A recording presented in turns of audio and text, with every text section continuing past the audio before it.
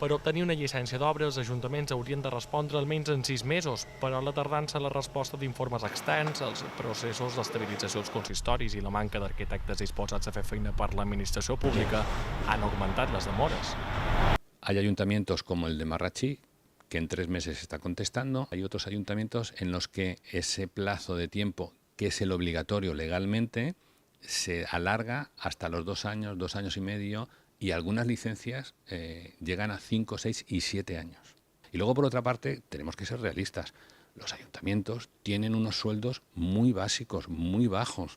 Algaida és un dels pobles que més retards acumula, entre 6 mesos i 1 any, segons l'Ajuntament. Unes esperes que s'han agreujat per l'anada i venguda de 3 arquitectes en mig any. L'arquitecte que tenia el nostre municipal des de feia bastant d'anys va quedar segon en el Bursí, i és que se va incorporar, que va quedar primer, va acollir la plaça en propietat.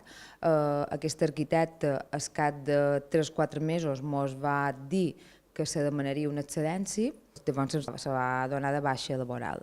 Aquest dimarts un arquitecte del Bursí ens va dir que sí, ja s'ha fet la possessió i bé, ja s'ha posat a fer feina. D'altra banda, l'oposició assegura que els retards arriben als 18 mesos i que cal posar un altre arquitecte.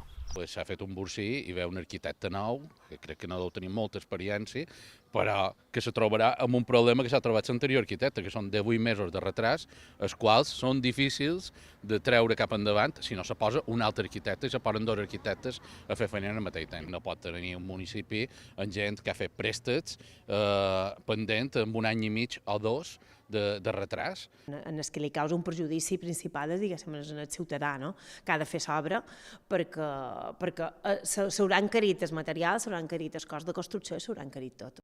A propòsit d'això, a partir d'aquest mes de gener entraran nous projectes per la llei de simplificació administrativa que evita tota burocràcia, per la qual cosa no s'espera que embossin encara més els departaments d'urbanisme.